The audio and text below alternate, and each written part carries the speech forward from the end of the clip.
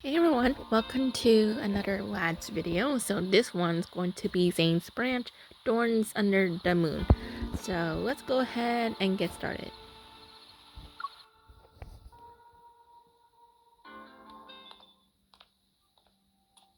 The sound of footsteps reverberates, a hollow echo upon the marble floor. Looking up, Zane once again sees that familiar silhouette of the girl. In the quiet hospital corridor, its walls grayish blue and dimly lit by incandescent lights. Only the girl stands bright and resolute.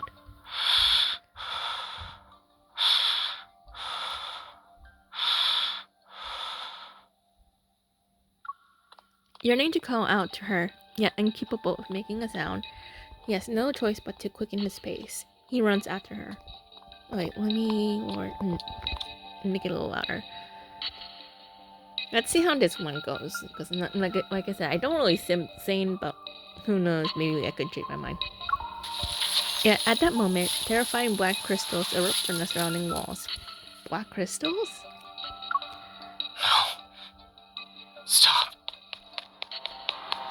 Without warning, the entire space distorts. Those sharp spikes hurtle toward the girl's throat. Panicking, she turns to face him. As their eyes meet, her lips quiver in despair, softly whispering broken, desperate sounds. What is going on here? Zane! Zane! Zane? Zane. Inside Axos Rehabilitation Center, Zane suddenly opened his eyes. He's in a sleeping pod. His unfocused gaze slowly adjusts. Did you have another nightmare?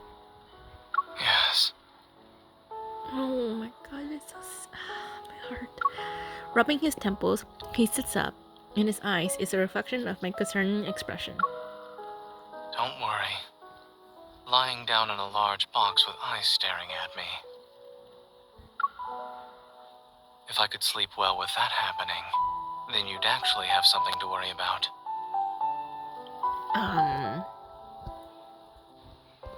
Hold on, let me see.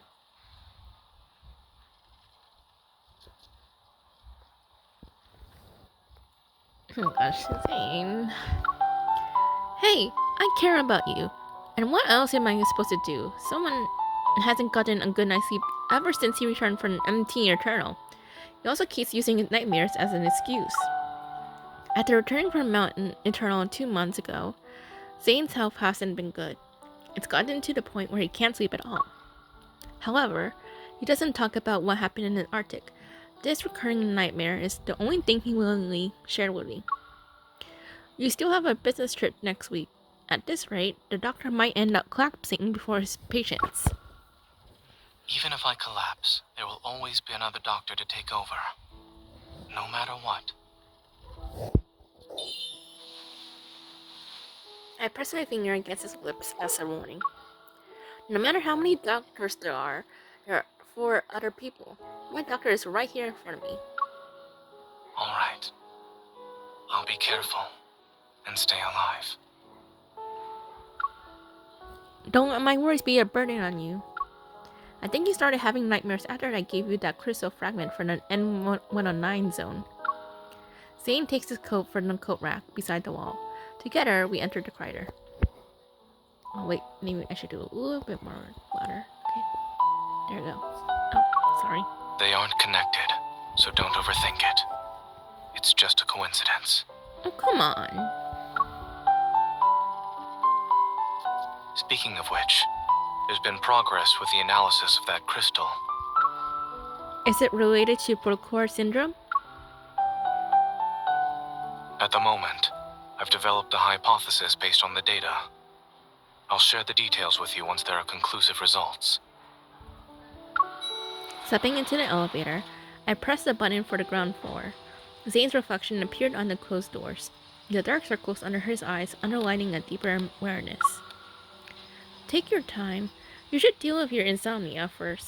Since I can't sleep, I might as well be productive with my time. Oh, what?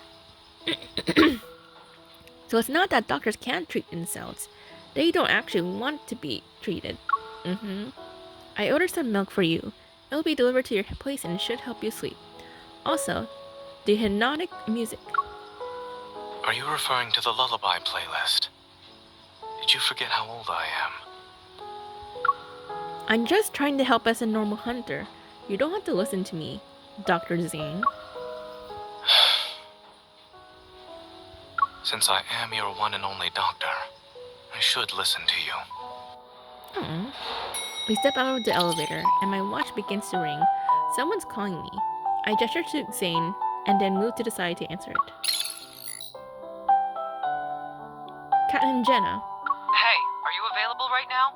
We've detected beta protocurve activity in a certain location. After a brief explanation, Kat and Jenna quickly ends the call. Why are you frowning? Did something happen? My mission got an update. I need to check in with Kat and Jenna, so I might not be able to have dinner with you. Just as I'm about to sprint to the hospital's main entrance, a pair of hands lands on my shoulder. Oh, Don't run just yet. wait. I have to. A pair of hands lands on my shoulders and steers me in a different direction. Okay. Is he taking you somewhere? I'll drive you there. Really? Oh, so sweet.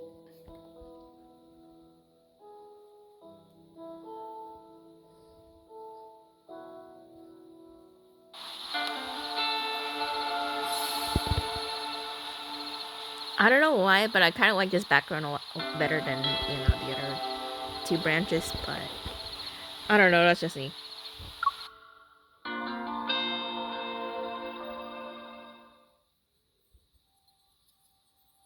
Upon arriving at the association, I find Alpha Teen's office engulfed in silence. Only Jenna stands before the control desk.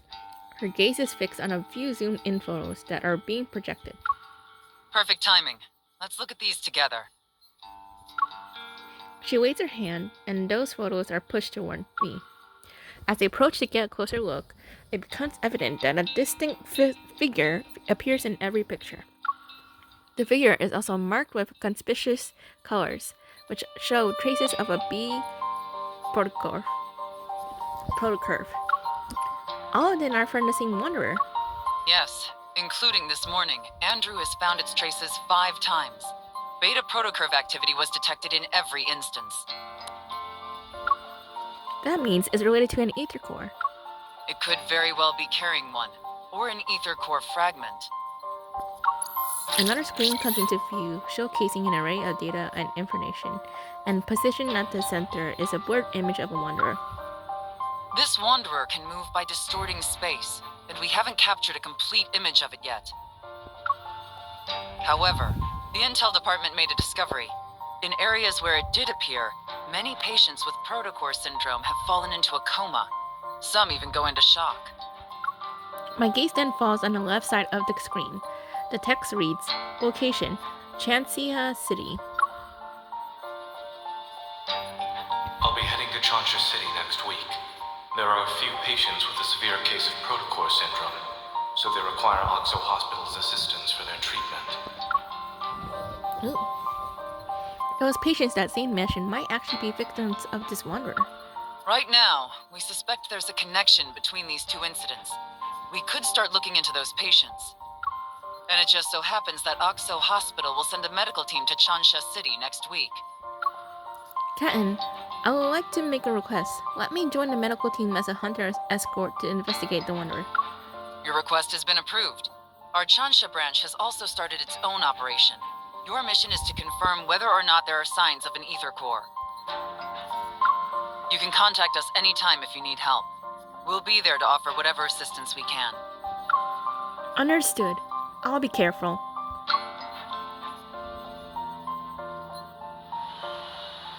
As I leave the association, Zane's figure appears in the distance. He's been patiently waiting by the road. Wow, I'm surprised he actually waited for us that long. Just as I'm about to walk over, a massive bouquet of white roses suddenly appears and engulfs my vision. Miss, I've heard so much about you. It's an honor to finally meet you in person. Looks creepy. And you are... I'm sorry. I almost forgot that this is our first meeting, but you should have already received my business card a few days ago, along with the flowers. What? Since when? The man has a gentle gaze, as if to be friendly. He extends his other hand toward me. I'm Carter, from Xander Sciences. He's already sussed in my book already. Oh my god. I recall seeing a business card that had mysteriously appeared on my desk not too long ago. It was accompanied by attention-grabbing deliveries as well. Oh, those were from you. Thanks to your efforts in apprehending those protocore merchants, Xander Sciences was able to recover a valuable batch of protocores. Many patients were saved as a result. Naturally, I wanted to express my gratitude. I wonder if you'll do me the honor of having dinner with me, miss? No thank you. I'm gonna say it bluntly, I don't want to. She already has plans for tonight. My hero, thank you. He gives me the creeps, not gonna lie. A hand pushes away the bouquet. Zane then pulls me to his side, and he moves to stand between me and Carter. Upon seeing Zane's face, Carter's expression noticeably darkens. What a coincidence, Zane. He is sus. Oh gosh, look at that. He seems sus after seeing him. It's been such a long time since we last saw each other. Why don't the three of us have dinner together? My treat. My gaze quickly shifts from Carter's smile to Zane's indifferent eyes. I sort of understand what's going on. I'm sorry, Mr. Carter. The association strictly prohibits hunters from accepting dinner invitations for work purposes. Let's go. Just as I'm about to turn around, the bouquet blocks my path again. What the? Go away! Miss, I understand there are rules about not having dinner, but the flowers didn't do anything wrong, right? Oh my god, it seemed the creeps. Before I had the opportunity to decline, Zane swiftly takes the white roses. He glances at them, and with a blank expression, he gives the roses back to Carter. They're much appreciated. Unfortunately, there's no room for them in my car. Miss Hunter? With Zane holding my arm, I leave. Carter persistently follows us. Oh my god!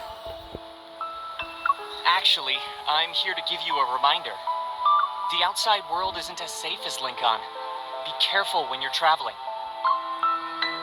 Oh my god, it gets the creeps.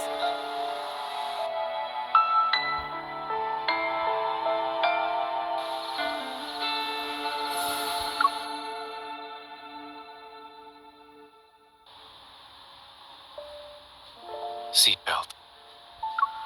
Zane turns the steering wheel, and the car joins the stream of flowing traffic. That guy seems to know you pretty well. Are you acquainted with him? And Xander Sciences. I feel like I heard that name from somewhere.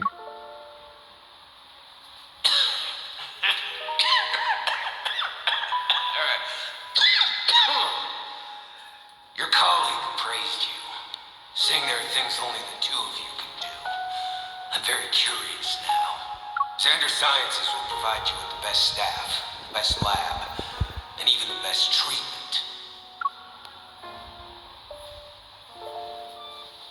The person Raymond mentioned when we were at his place. That's Carter, right? We studied under the same professor. That's it. The paths we're walking are completely different.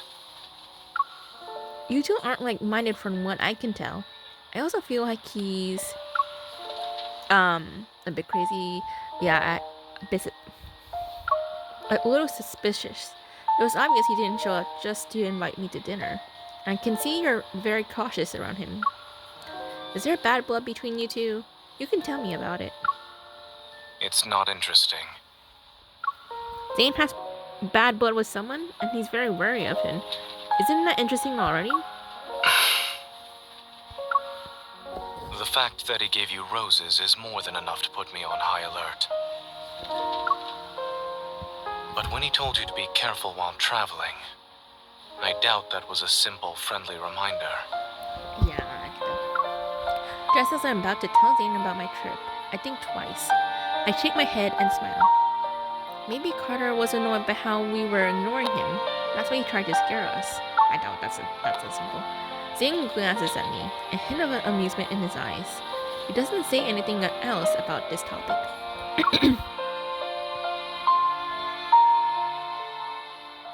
3 days later, Lincoln Airport. In the bustling airport lounge, Grayson is stunned. Several seconds pass before he finally blinks.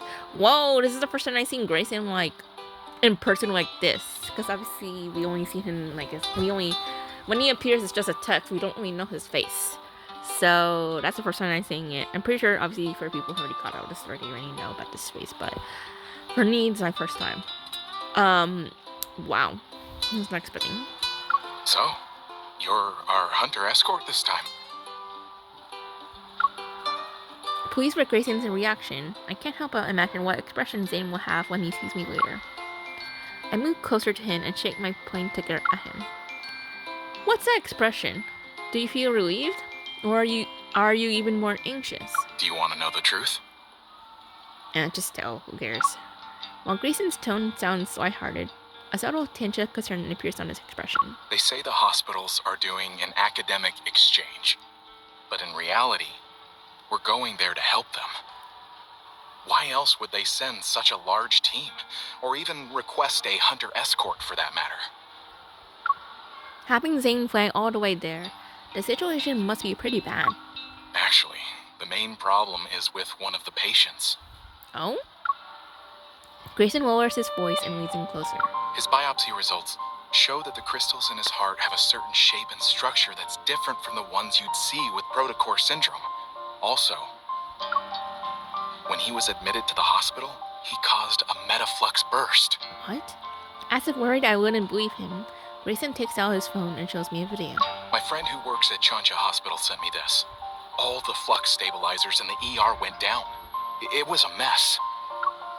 In the video, the sound of an alarm fills the air, and the lights flicker uncontrollably.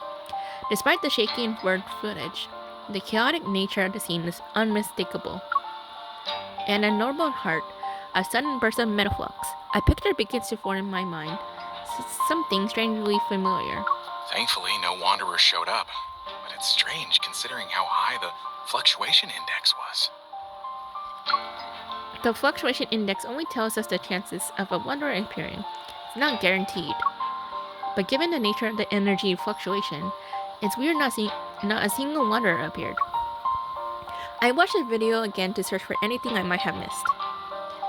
Is the metaflux a result of the patient being exposed to that wanderer and the beta protocurve?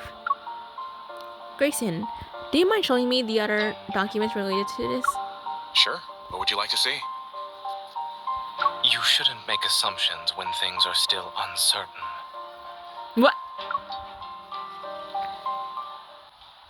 As Grayson and I lean in, a hand suddenly appears between us. Grayson is slightly nudged to the side. Dr. Zane?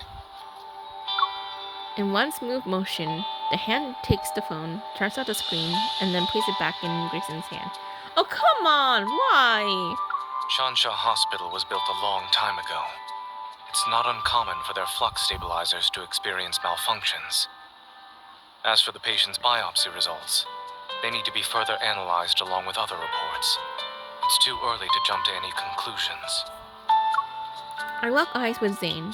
He stands before me with one hand resting on the handle of his suitcase. Good morning, Dr. Zane. I hold up a paper bag. Do you want a black tea cake or egg sandwich? You can only choose one. I'll have the cake. Really? Okay. Wait, what cake is this? Hold on. Black tea cake. Oh my gosh, that's interesting cake choice. Okay. Did you arrive at the airport early to buy breakfast? When did I ever say that? I retrieve my suitcase from behind a chair and proudly present my ID as a hunter's escort to Zane. Surprise! Oh, I feel like you already knew about this. Contrary to my expectations, I see no traces of astonishment in Zane's expression. Instead, he calmly hands me a hot latte. Have you ever thought about who approved and signed your escort application and ID request? It was him. It was like, okay. No wonder why. Okay.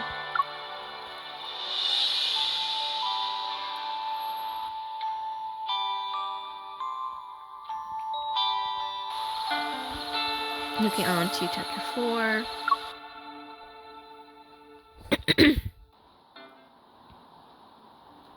The flight takes several hours. Eventually, the plane lands at Changsha Airport. Boarding the shuttle sent by Changsha Hospital, the medical team immediately heads to their destination. The chief of surgery, his hair already starting to gray, exchanges pleasantries with Zane before quickly delving into a discussion about the patient. They're on ECMO. After the open heart surgery, adhesions began to develop. And this morning, we saw the crystals spreading. They're very close to the lungs now. Then we'll have to perform surgery as soon as possible. Zane quickly flips through the patient's medical record while putting marks on a paper. Crystal extraction is already a complex procedure. Those adhesions... We're worried the patient won't be in a stable condition while under anesthesia. This is our only option. We must perform the surgery. Let's reassess the patient's health and proceed once his physical condition allows it. A few hours later, the surgical lights are turned on in the operating room. The rhythmic sounds of medical equipment reverberate. Led by Zane, a team of medical staff focuses on the surgery at hand. The observation room is filled with people, and their gazes are fixed on a large screen. On it, a pair of hands uses a scalpel to meticulously remove tiny crystals. Clear the view. Whoa, I wasn't really expecting to see Zane like this. Okay. I mean, I knew it was at some point because obviously he's a doctor, but because we haven't seen him, with this outfit in the main story, I think, before. So this is the first for me. So, wow. After assuring there's no unusual activity, I make my way back to the glass. Dr. Zane is brave for taking on such a risky case. Cat and Willow. We meet again. Huh? I don't remember. What the heck? During my previous visit to Changsha City, we worked together. After exchanging formalities, she shows me the updated data. In a matter of seconds, the record of my wander's recent activities appears on my watch's built-in 3D map. It managed to traverse the entire city in 5 minutes. I've never seen a wander move that fast before. Kat and Jenna said there's no clear image of the wanderer yet. Do you have any new leads? We did some comparisons. Aside from the protocurves not aligning, the Wanderer closely resembles Mist. But if you look at all the data, the traits this wanderer exhibits are different from the Mist I've seen. Yeah. I don't know what got into it, and how it managed to hide so well. Perhaps the Aether Core made it mutate or something. Suddenly, discussion erupts next to us. It draws my and Willow's attention to the screen. A scale-like tiny crystal is slowly being peeled away from the edge of a blood vessel. Surgeons have some steady hands, huh? That crystal! It's exactly like the ones on the monsters in the M109 zone. Zane must have noticed it too. Regaining my composure, I immediately look at him. Under the surgical cap, his eyes remain calm and focused. He continues with the procedure until the crystal is placed onto the surgical tray. Does it look alright on the ultrasound? Yes, it came up. Any bleeding? No. Let's wrap it up. Applause erupts throughout the observation room, and relief washes over me. However, I feel a strange, unusual tremor in my chest. Something is rapidly expanding. Metaflux! The alarm from the flux stabilizers resounds throughout the entire operating room. Captain Willow and I exchange a look and immediately get to work. She starts evacuating the spectators while I run to the intercom. Zane, a wander's about to appear. You need to move. Dr. Zane, the patient's blood pressure is dropping. Increase the adrenaline to 0.1 micrograms. The alarm becomes louder. I immediately pull out my gun and aim at the area where the energy fluctuation has peaked. The faint energy fluctuation dissipates, yet the tremors I feel in my chest shows no sign of subsiding. Zane, you need to leave, or else it'll be too late. The patient's vitals are unstable. Moving them isn't feasible right now. Through the glass, Zane looks up at me. his gaze as calm as ever. How can he be calm at a time like this? I think I guess it's same because he tends to be calm most of the time. I say most of the time because obviously there's times where he isn't really calm, you know, but like most of the time. Can you suppress the accumulating metaflux with your evil? I meet Zane's gaze that carries a subtle intent to comfort me. My attention turns to Grayson and the others who are visibly worried. They wait for my response. I'll do my best. Give me 5 minutes. Let's continue.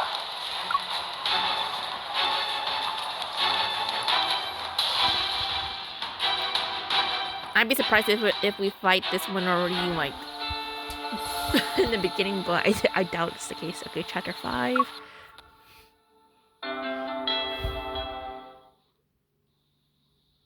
Using my evil and the flux stabilizers, I successfully buy the necessary time for Zane to finish suturing. When the surgery ends, the metaflux suddenly dissipates, as if what happened earlier was illusion. Other medical staff will handle the follow-up procedures. I change out of my sterile suit. Just as I'm catching my breath, Zane pulls me into the lounge where no one's around. Give me your left hand. I'll do a quick evil examination. Okay. Zane sets down a metal tray, picks up a cotton ball soaked in medicine, and begins to disinfect my hand. I'm fine. I might have overdone it, but my use of evil is better than before. While that is how you feel, I suggest waiting for the results and listening to what your primary care physician has to say. Also, Okay. A cool sensation emanates from the palm of my hand as he holds my fingers. He applies patches to each one. you should be well aware that the metaflux earlier wasn't something an ordinary wanderer could generate. You knew since the beginning. Don't tell me you actually believed I thought you were a hunter escort whose sole purpose is to protect us. Oh, that's a good point. Of course, you and Dr. Noah had known about the existence of intercourse for a while now. Straightening my posture, I start thinking. You noticed it during the surgery, right? That crystal was very similar to the sample I gave you. I'm almost 100% sure the wonder that attacked this patient is related to the Aether Core. It's possible that the Aether Core made those monsters in the N109 zone transform into their current state. Not necessarily. The examination machine beeps. Zane asserts the fluctuating numbers displayed on the screen as he continues to speak. The Aether Core shouldn't be what's causing the mutations. Your heart's integration with one is a perfect example, given the extent of the mutation you've described. I'm more inclined to believe that someone attempted to be smart, but ended up failing in the process. Are you saying someone's responsible for the appearance of those monsters and this patient's condition? I'm merely speculating. Don't forget, in this world, many forces covet the Aether Core. You haven't met all of them yet. You're right. All is well. The machine beeps, which indicates the end of the examination. Zane carefully removes the patches from my hand and puts them away. In the quiet room, the second hand of the wall clock moves quietly, plucking the faint light enveloping us. I can't help but yawn. I told you I was fine. If I had to say there's a problem, then I'm feeling a little tired now. Watching the surgery must have been boring. But, no, I think she just, exhausted from the fight, you know. Not at all. It's actually my first time seeing you perform the surgery. You looked cool. Taking a paper back from the table, he settles on one side of the couch. He grabs his sandwich and pulls it apart with his clean hands. The hospital cafeteria is closed. We'll have to make do with what's available to us. While the chaos has subsided, the persistent scent of disinfectant lingers in my nostrils. While my body is tired, my mind is still excited. I decided to direct my excess energy to the surgeon himself. Weren't you listening to me before? Someone said he'll learn to accept compliments from others.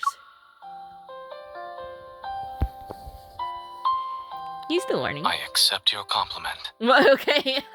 I accept your compliment. Okay.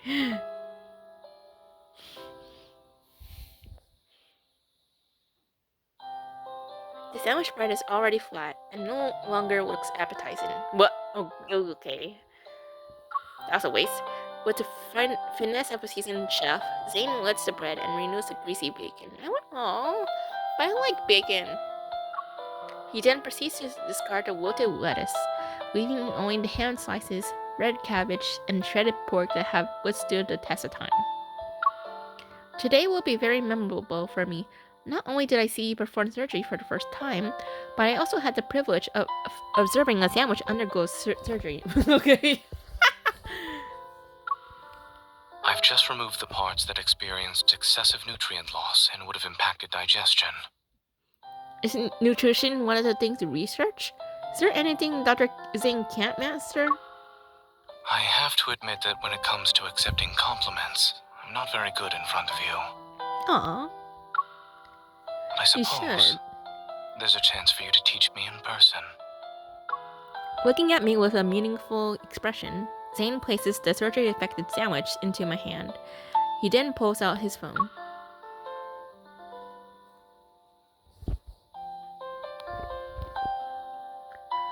Baffled, I lean in and watch as Zane taps on a message notification. He opens up a new medical team group chat, which was created earlier today. Grayson has shared a group photo there, where the medical staff, their smiles tinged with weariness, hold glass vessels that are visibly cracked.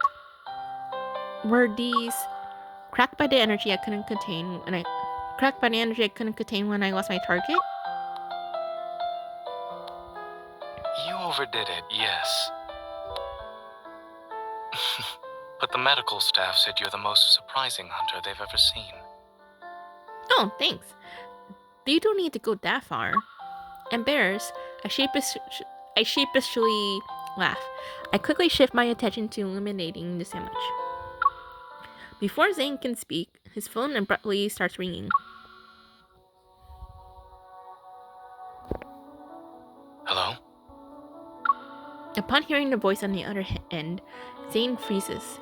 Surprise appears on his face. The patient woke up? Oh? Really? Wow.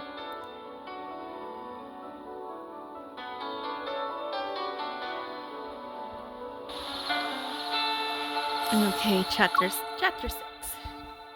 I should have repeated the other chapters, but oh well. When Zane, Grayson, and I arrive at the entrance to the ICU, a nurse approaches us. Do you know why he regained consciousness so quickly? We're not sure. He shouldn't have woken up already. Look at this, Dr. Zane. All his vital signs are improving. Zane and Grayson charge into sterile suits and enter the ward. I wait outside. Can you hear me? Do you remember where we are? Look at my finger. I really wasn't expecting him to save the patient when they were at death's door. No, why are you here? Mr. Carter? Hello. We meet again, miss. With the sudden appearance of Carter, I cautiously step to the side.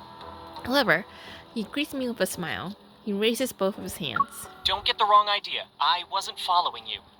Oh, that seems like This it. patient happens to be an important client of Xander Sciences. After hearing about the incident, I decided to pay him a visit. You weren't there when he was in critical condition. I don't think he's that important to you. What do you mean? He leans against the wall and casually looks at the glass door. If it weren't for Xander Sciences, his fragile heart would have stopped a long time ago. What is he talking about? What we're pursuing is far more stunning and ambitious than these petty solutions. Oh, BS. Is that so? Observing my indifferent reaction, Carter furrows his brow. A hint of disappointment appears on his face. Aren't you curious about the kind of work we're doing? I'm not. He shakes his head, and his usual pretentious smile graces his face again. It's okay. You'll be interested someday. After all, only Xander Sciences can provide answers to the questions about your heart. What? Frowning, I suppress the urge to ask more. I redirect my attention back to the ward. That's where he gives me the creeps. Hey, Dr. Zane wants you inside. Grayson hurriedly walks out and hands me a sterile suit. Excuse me, this is the ICU. For the patient's sake, we kindly request that unrelated individuals leave. Bye-bye, yes. Having no intention of paying any more attention to Carter, I changed into the sterile suit and entered the room. The man lying down in the bed has his eyes half opened. His voice is weak yet infused with tangible and excitement. I'm back. I'm back. Okay. All his vital signs appear to be normal. However, under normal circumstances, a person wouldn't recover this quickly. As Zane talks, he directs a meaningful look at me. More anomalies may occur. Stay on your toes. Acknowledging his warning, I nod. I move to the bed, introduce myself, and state the purpose of my visit. I then proceed to ask questions. Davis, you said you're back. Where were you? It trapped me. I couldn't get out. Oh, is it the Wanderer? It was like a nightmare. I couldn't wake up. I turn on my watch and pull up a picture of Mist. When you say it, do you mean this? Yes. It was that thing. I was It was inside of me. But it wasn't. Suddenly, the vital signs monitor starts beeping loudly. The man on the bed begins convulsing as if something started choking him. What? Metaflux! Zane! I quickly pull out my gun and sense a more intense fluctuation. It surges and engulfs the entire room instantly. Grayson, transfer the patient to another room and prepare for resuscitation. Unexpectedly, a rift appears and reveals the shadowy figure of a wanderer. Moving myself to the front of the bed, I point my gun at the wanderer. However, it disappears in the blink of an eye. A second later, it materializes like a phantom in another location. Hey, behind you. Evading its lash, I aim my gun at the center of the fluctuation. However, a tremor overwhelms my chest. I barely feel any pain, only a dense white fog surges before me and obscures my vision. The ward dissipates as if my surroundings are transforming into another realm. The last thing I see is Zane rushing toward me. Zane, watch out!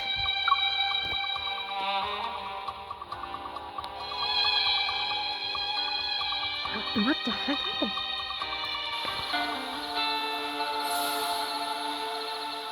Okay, chapter 7. What the hell happened? It feels as though my body's plummeting into a thick fog. This sensation of weightlessness threatens to push my heartbeat out of my chest. Amidst the chaos, I muster all my strength to find something, anything to hold on to. And after what feels like forever, my feet touch solid ground. My surroundings become clear. Bathed in dim, feeble light, a long corridor appears before me. Its end remains hidden in the mist. Am I at a hospital? No.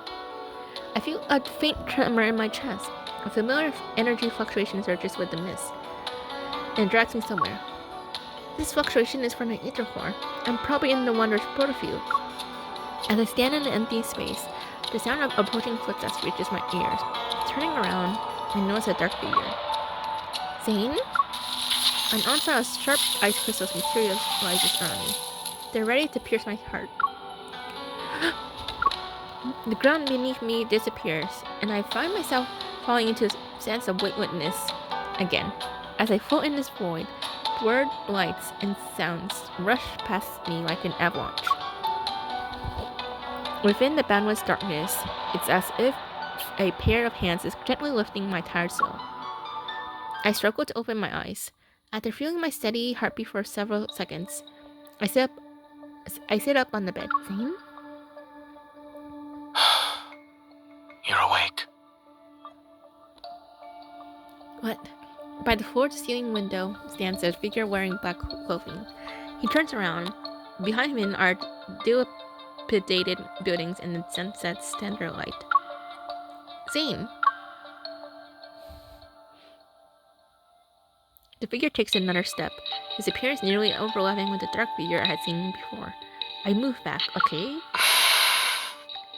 That's just creepy. How are you feeling? After hesitating for a moment, I reach out and touch his cheek. I trace his eyebrows and the contours of his face. I recognize the features I know so well. In the silence, he remains motionless. He just looks at me. I'm fine. I think I just had a dream. Wait, what? This doesn't even look like the, Perhaps it's the influence of the protofield that caused me to have these strange illusions. Shaking my head to clear my thoughts, I shift my focus to the room. The cracked, grayish-white walls enclose a space where a sofa, holographic screen, a refrigerator, and a various functional home appliances exist in close proximity. It looks like the home of someone who struggles with living a normal life. Do you remember what happened in the ward? The wanderer that suddenly appeared, the tremor in my heart, and Zane running toward me. Memories gradually find their way back to my mind. Are we still in the Wanderer's protofield? Yes. Following Zane's gaze, I get up from the bed and join him in looking out the window. As the final remnants of twilight vanish, the city stands before us under a light blue sky. Its desolation is evident. This place is a rusted skeleton of its former self.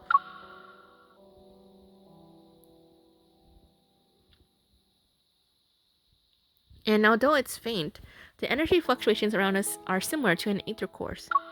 This Wanderer's protocore must possess an aether core's energy, but in my dream, it's as if the chill from those ice crystals still lingers in the air. I grip my arms more tightly. You're awake now. Remember that whatever you dreamt about was only a dream. A blanket is draped over my shoulders. I reach out, but he walks away before I could touch him. Oh, come on, Zane. Zane opens the refrigerator, revealing a collection of peculiar bottles with mysterious liquids, and a jar half filled with chocolate. What? After opening the jar, he offers a few pieces to me, their packaging unexpectedly fancy. I'm not hungry. According to my perception of time, you've been unconscious for 2 days. What? 2 days? If you don't eat or drink something, I'm afraid you won't have the energy to find the Wanderer. The scent of chocolate saturates the air and ignites my appetite. What if the Wanderer launches a surprise attack while we're resting? Despite my words, I find myself sinking into the worn-out couch. I unwrap the chocolates with Zane. I look up, and my gaze falls upon a bit of vibrant green on its desk. It's a flower pot with a jasmine in it. It sticks out like a sore thumb in this desolate world. While the branches and leaves retain their green hue, the stem has already started to wither. Is it normal to see jasmines in a Wanderer's protofield? What are you implying? The patient who was attacked by the Wanderer fell into a nightmare. They were trapped in their own dream. In other words, the environment we're currently seeing in the protofield must also be a manifestation of someone's dream. And I don't remember ever seeing anything here. This is your dream. So, this is your dream? Whoa, okay. Are there any comments you'd like to make about it? Okay, so it's his dream? Wow.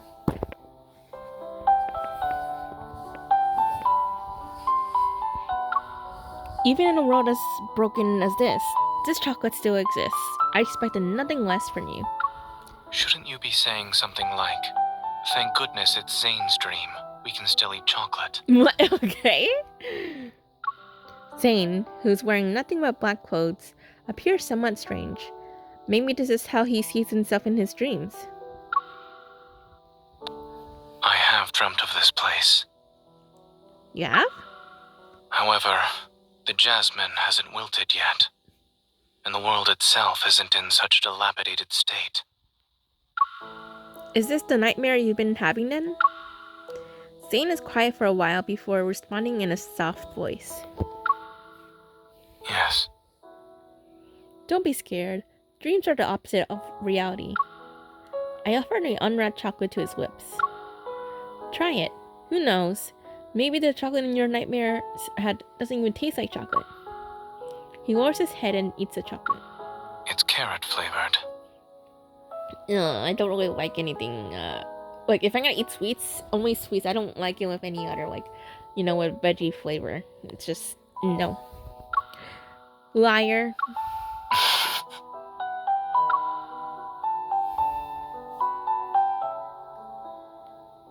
He looks out the window again where the silhouette of a bird flies across a darkening sky. Since dreams are the opposite of reality, perhaps I'm not a doctor in this one.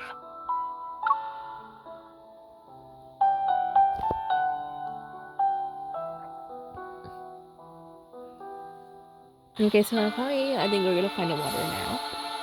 Okay, chapter 8.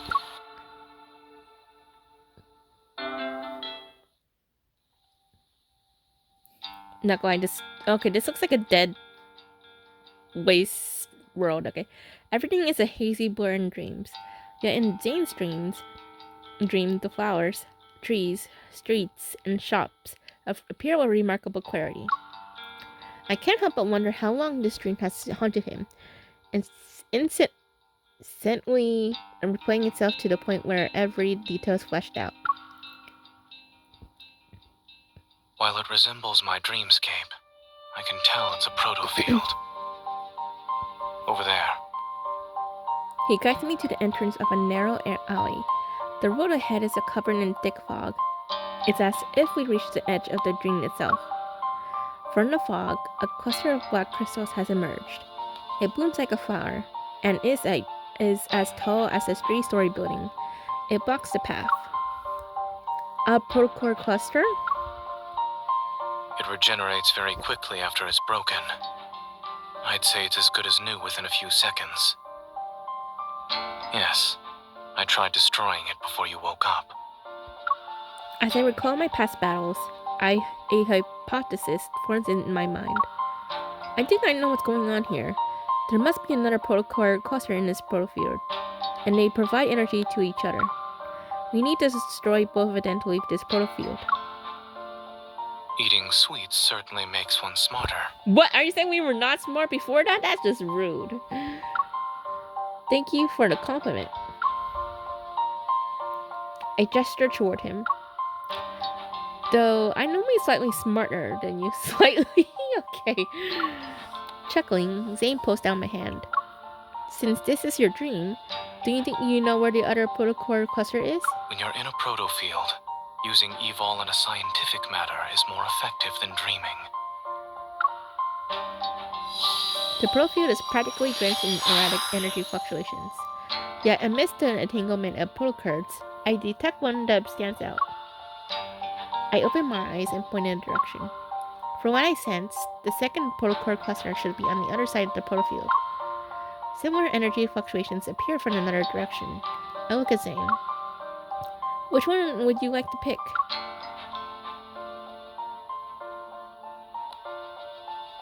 Zane looks into the distance. I don't know if I imagine it or not, but some sort of emotion is stirred in his eyes. The one that's farthest away. The far end of the city is cloaked in black mist, resembling the gaping maw of a beast hidden in the shadows. Nope, I want that one. I understand this is your dream, so you know where the dangers are, but are you going to face it alone again?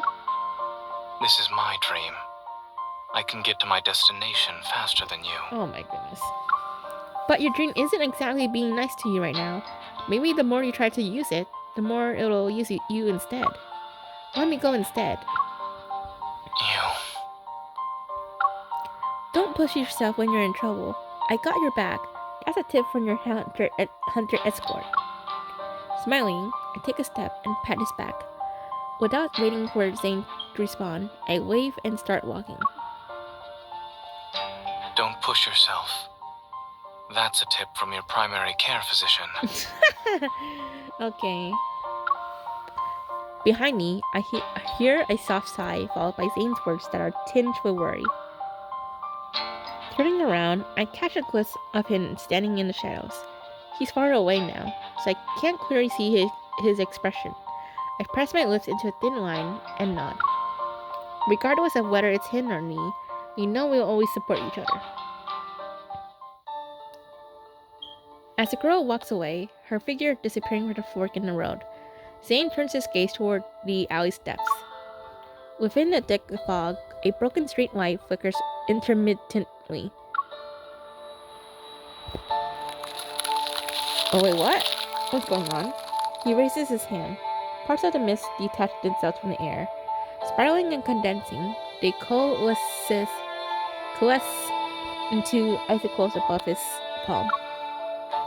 Dark impurities silently emerge from within them, but they stop spreading just as they're about to reach the outermost layer of the white crystals. It's as if a looming black hole threatens to consume everything pure and white. Yet a thin, unwavering layer of pristine ice remains resolute in being the last line of defense.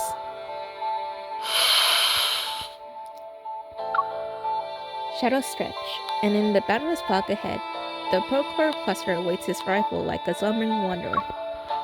Within the mist, a cool wind materializes as aggressive figures sluggishly stir. What the heck is going on?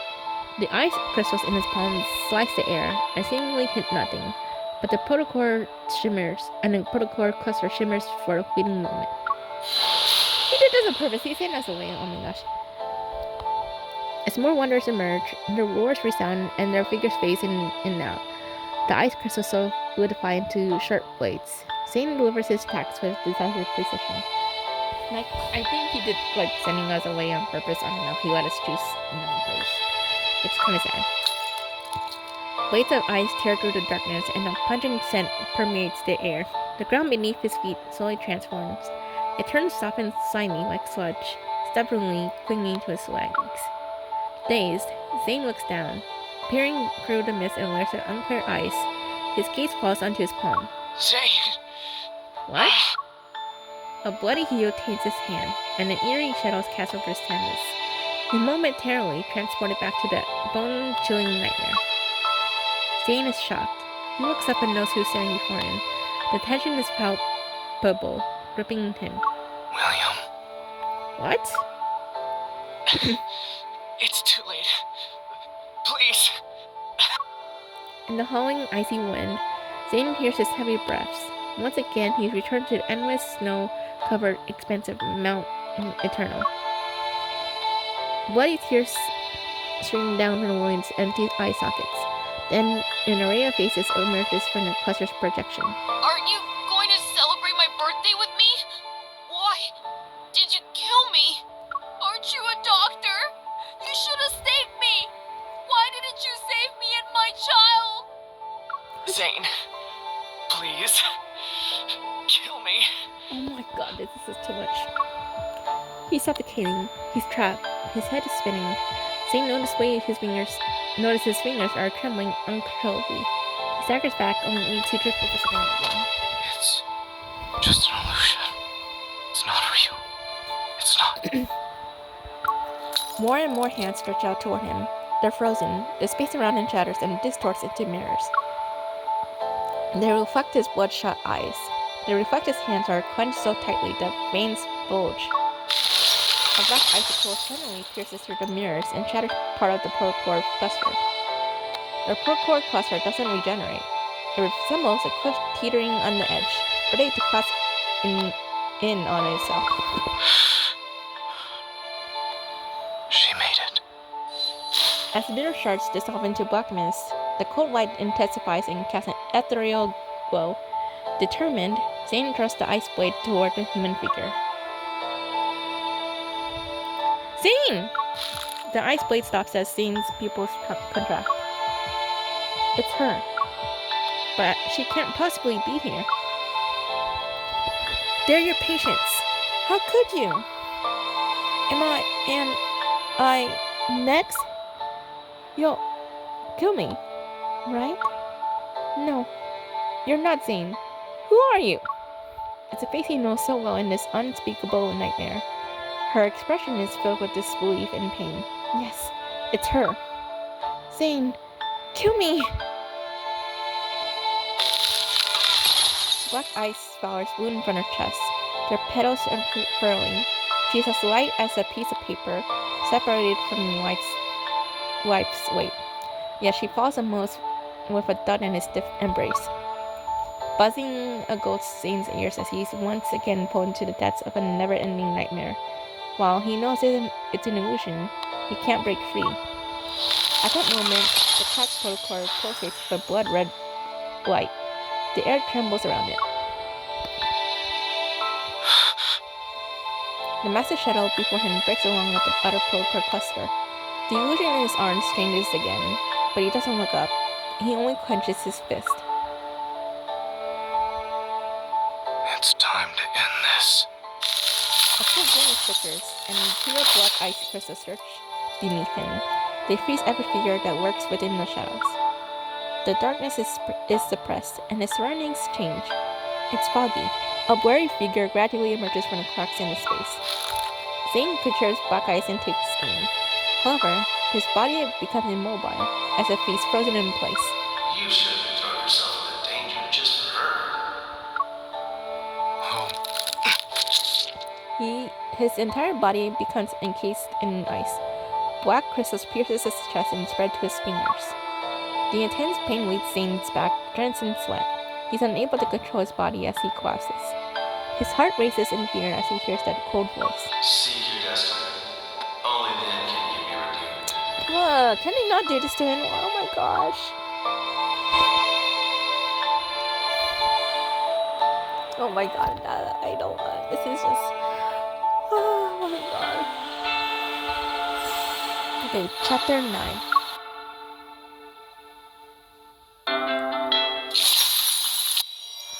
As the protocol cluster shatters, a distant tremor ripples through the air.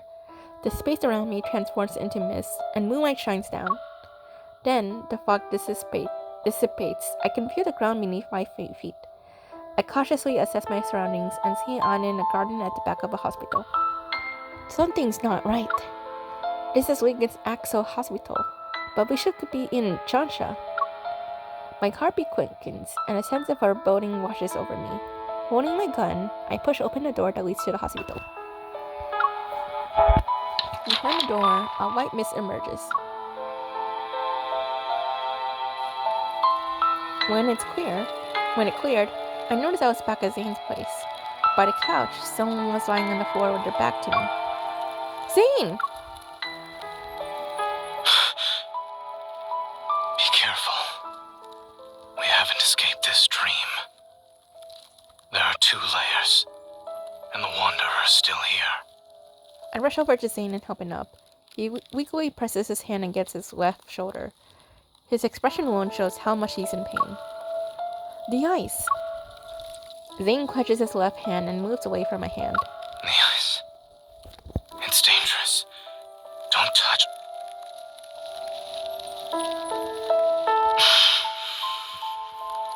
It's too dangerous. I won't be able to control. Leave. Now. A sudden voice in my head gave me pause.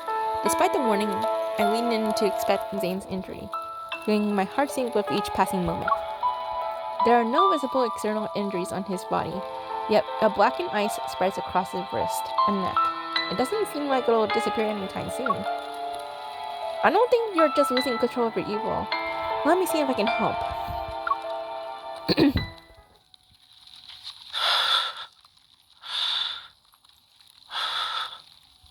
Don't worry. I'm fine. It was just... It doesn't look like you're fine. It starts to melt. Since my method's working, just sit tight for a while. Don't waste your time on me. We can still go after her. Focus on taking care of yourself first. From now on, you listen to me. It doesn't matter if it's related to heartbeat. There's no use resisting. If I were you, I'd play along. I'll help you suppress your evil first. My left shoulder, a little lower.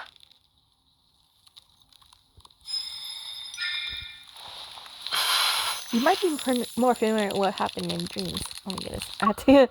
The fact it's too fast, not gonna lie.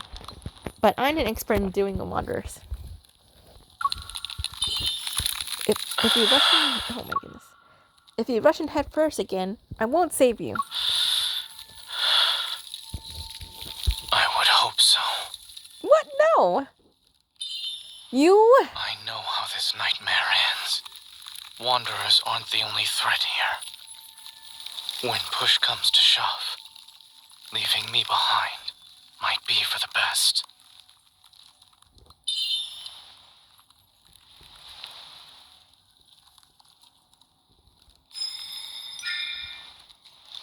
I always keep my word. What else do you need me to do, aside from leaving you here? If I do something that ends up hurting you, don't go easy on me. You wish. Didn't you agree that you'll do whatever I say?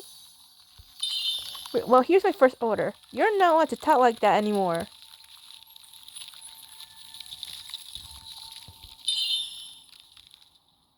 Wait, this is... Zane, be careful. What happened?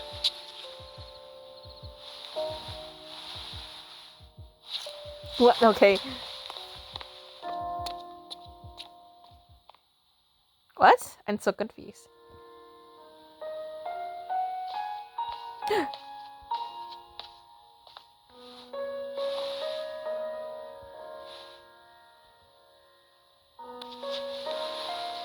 Letting you step into this nightmare, perhaps, was another mistake.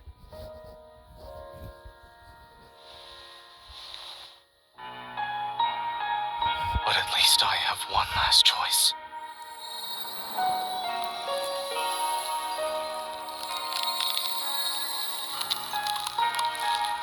What is he doing?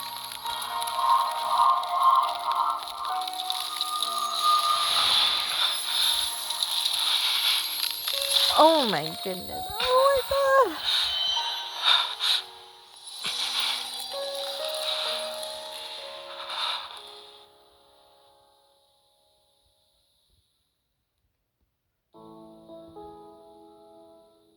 As I gather my thoughts, the weary face before me momentarily merges with a blurry image of Zane in my fragmented memories, but they immediately separate. Wait, when I was pulled into that protofield, I was attacked by that wonder and lost consciousness. The wound should be on my body, but it's gone. I give Zane an inquisitive look. I want an answer, but he averts his gaze instead. Zane, what did you do while I was unconscious?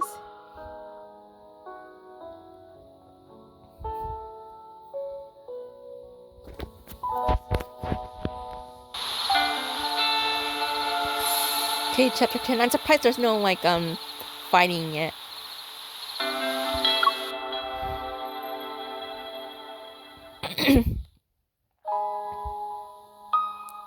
Zane, what did you do while I was unconscious? Is this why you're losing control of your evil?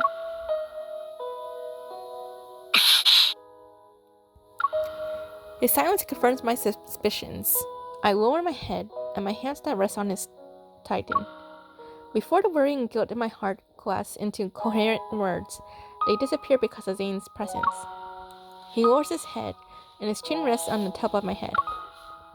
You're my hunter, escort, correct? Protecting you was protecting myself.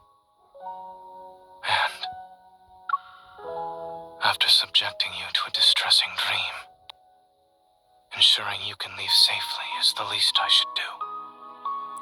Why are you making it sound like you dragged me through hell and back? Your dream didn't hurt me. The mist is exploiting it. What if the Wanderer wasn't the only source of danger? Oh, Zane. You've seen how bleak and oppressive this dream is. As you said, it's not exactly being nice to me. Perhaps the dream itself is the real threat here. Zane talks slower, enunciating each word with a gentle tone. It's as if he's trying to calm his simmering inner turmoil. I realize something. As we enter the portal field that's based on Zane's dream, he's been acting more hesitant. Could it be... Zane, this nightmare is more than just a dream to you, right? I sense his hand subtly move, a testament to its master's emotions that are always restrained. A dream remains a dream so long as you wake up from it. But when that day comes, when I can't wake up, Are you worried you'll be trapped in your dreams? Or that your dreams will be unroached on reality? If that day ever comes, I'll wait for you, I'll find you in your dream. Wait for you is just way more painful, so I'm gonna go with the bottom one. Even if the world falls into chaos and everything turns upside down, I'll never forget who I am, and I won't forget who you are. By then, I'll find you in your dreams, the real you. The resonant light quietly flows from my fingers as I make a not-so-solemn promise in a calm voice. Zane's breath hitches, as if it's suspended in the air for a while. Then he exhales, his breath carrying the weight of an unspoken sentiment. If all else fails, I'll bury you in the body of a snowman. You'll be a super big snowman.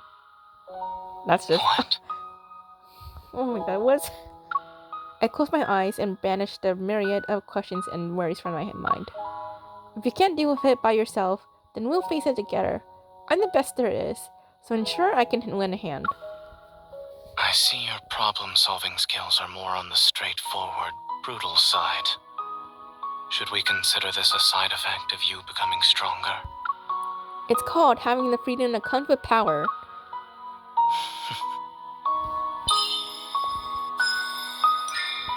All the black ice has disappeared. How are you feeling? Does it still hurt? I look up and meet Zane's gaze. It seems he's been observing me for a while. It doesn't hurt anymore. Don't... Just as I'm about to tell Zane not to lie again, he turns over my hand. A silver glimmering ice light appears in my palm. He takes back his hand, and two jumpy little ice cubes tumble into my hand. You get two. As an escort, you are very professional while on the job. This is your reward, since I have nothing else to give you. Do you trust me now? From where I am, light and shadow dance upon his features. They accentuate the mirth in his eyes. You keep telling me not to push myself, but you also need to stop disregarding your safety. He nods. I clench my hand and reach out to him. I help him stand on his feet as I get up. You said this dream has two layers. Are we in the outer one because we broke the inner layer? Zane doesn't refute my statement. He turns around and walks ahead to open the door. We step out to be greeted by the night breeze. We retrace our steps through the corridor and return to the hospital garden, which feels familiar yet strange. A mutated wanderer's protofield defies normal logic. It could be hiding anywhere. Outside the hospital, skyscrapers rise like towering concrete trees in a forest. Meanwhile, the rest of the city stands in eerie silence. I can use my evil to return the portal field to its original state. Negative consequences born from mistakes don't need to be fixed. The sky swiftly darkens, as if time itself has been accelerated. We have no choice but to destroy this place. Wait! You're evil. We'll do it together.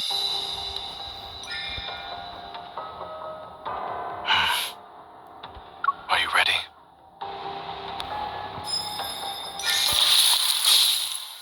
Black dust flakes drift from our interlocked fingers. The night wind momentarily suspends before swirling into a frenzied flurry once more. Underneath our feet, a vast expanse of ice crystals blossoms. The ground, the buildings, and even the particles floating in the air were all ensnared in the swift spread of the chilling night, wrapped in its icy embrace. In an instant, the entire world froze into a black amber. A rift violently tears through the fabric of space. The one who can't hide anymore. It screeches and reveals its true form. There it is! Let's go! Zane's coat flutters wildly in the wind. Amidst a nightmarish darkness, an icy glimmer materializes in his hand. Let's end this before the breaking dawn arrives.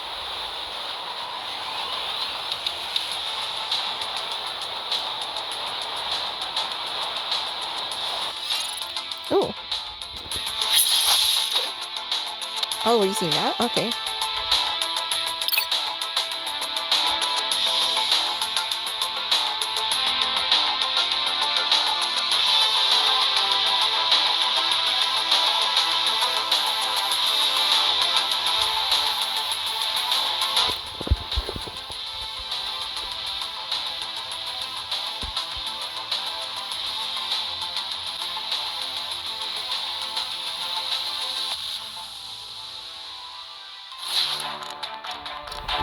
We don't have much time. Let's make this quick. This is dangerous. Look after yourself. Without combined strength, Here I go. keep your distance from it. It is falling apart. That was fast. So were you. It was just a scratch. You won't escape. Victory is within reach. Watch where it's going.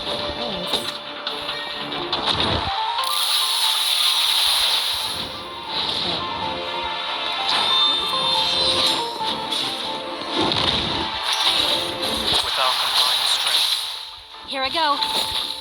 My turn. Eat this. keep your distance from it.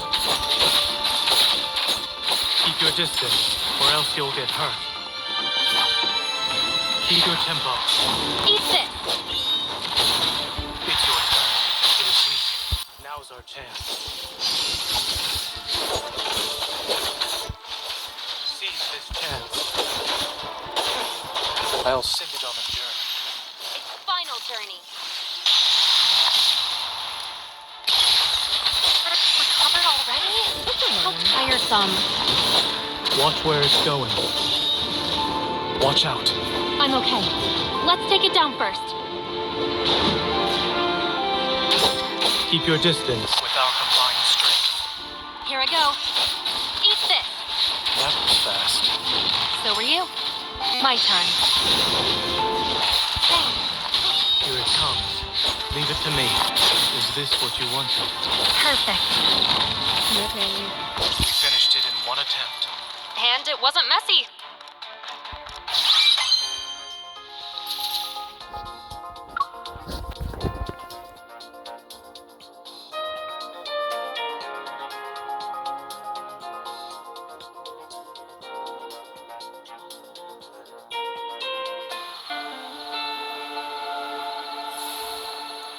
Chapter 12, in case we read the last one.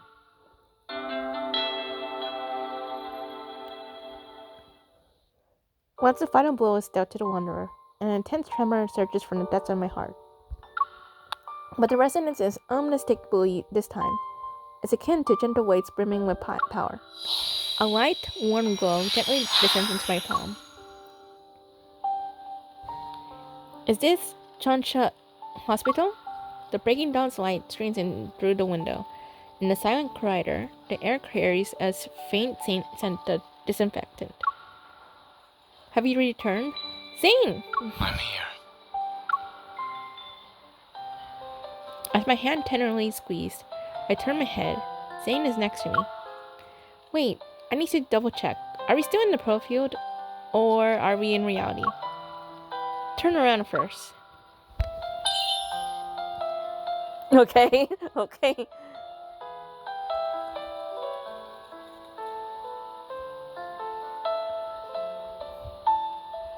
And turn back now.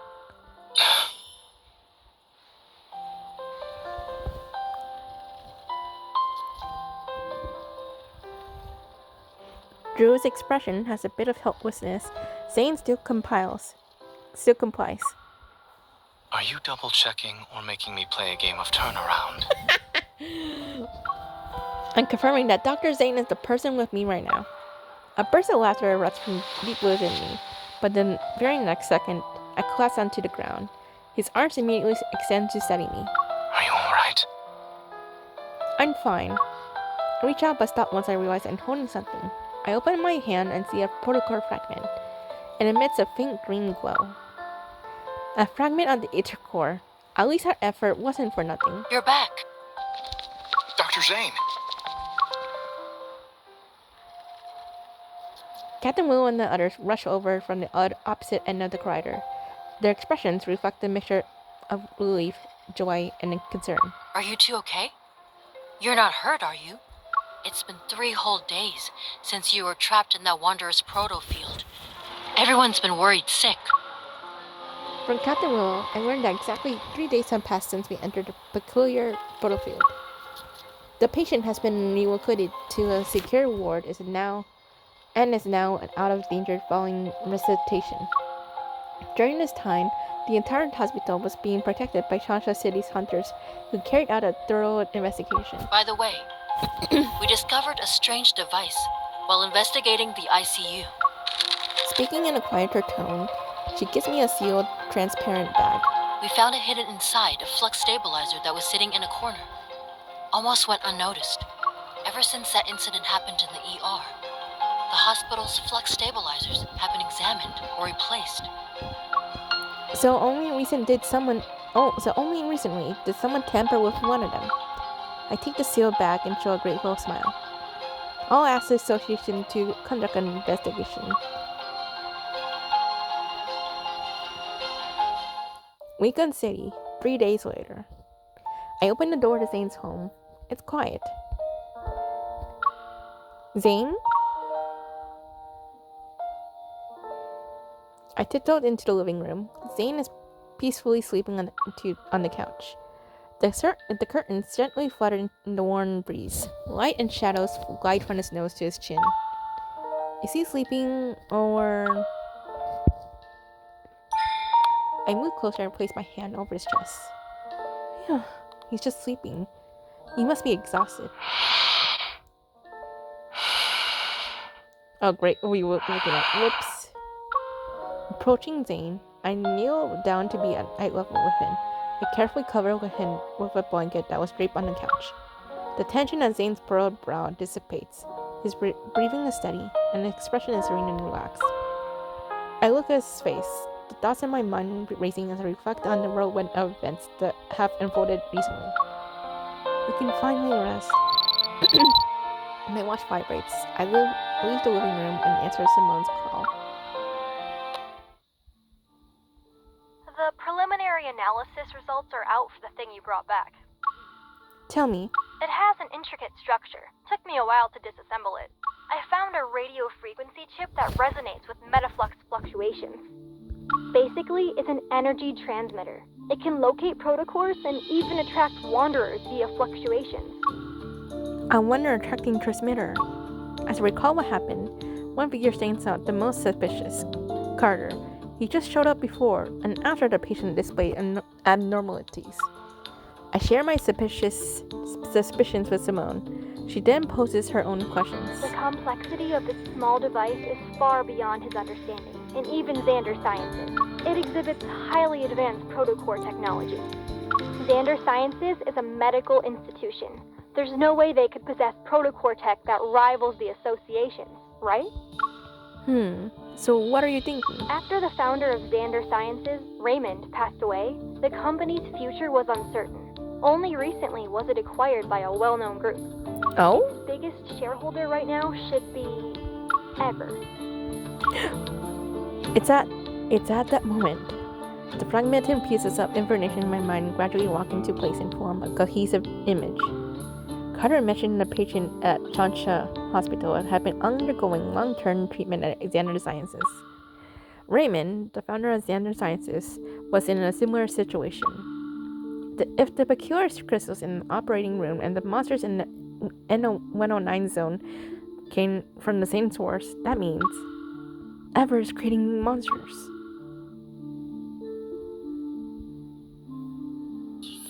Once again, Zane finds himself chasing after that familiar figure. Under radiant sunlight, cicadas chirping in the background while the pristine azure sky stretches as far as the eye can see. The sun sits on the edge of the city's high-rise buildings. The girl turns to him. She smiles. At least he caught up to her. Finally. He holds out his hand to the girl, and she firmly grabs it. Oh god, no, not again. Yet the two find themselves trembling back into the seemingly endless empty crater. Black crystals emerge from his palm. They encroach on the girl's forearm. Sunlight is engulfed by darkness once more.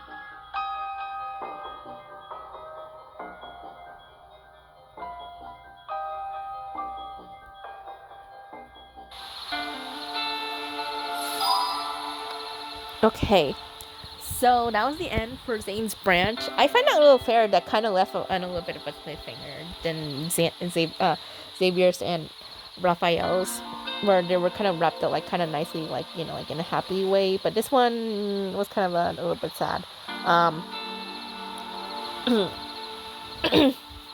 So that's actually really sad for Zane. Oh my gosh. I don't know if I'm trying to be like biased or anything. I kind of wanted a little bit more, because with the other two, I think they were just talking about like with just like a bad guy, something like that. They were doing it then. And here I was saying we didn't really deal much with the bad guy, which is computer was Carter and everything. So it was kind of disappointing, not gonna lie. But this one left with a cliffhanger. But like I said, I kind of ended with that one. So I think if I had to rank, I think it's Raphael's, and then followed by Xavier's, and then Zane. This is probably my least one, even though I'm not just saying that because Zane I don't really simp him, but I just wanted kind of a little bit more. But and also the fact that we had a cliffhanger sort of at the end, I didn't really like that at all. It just makes me so sad. So anyway, yeah, that's all my thoughts. So I hope you enjoy Zane's branch. So now, since we finished all of the branches, so the next video I'm going to wait, how to go back? The next one I'm going to be doing with Eye of the Storm. So I'm going to be reading pretty much all of it, this chapter, in the next one. So, but anyway, I hope you guys enjoyed Zane's branch. I know I did, even though it's like I did still, even though like I had some problems a little bit, but I still enjoyed it. So I hope you guys enjoyed this Zane's branch. Let me know in the comments below what are your thoughts on his branch here, and I will see you guys in the next chapter of Lads. So goodbye, guys.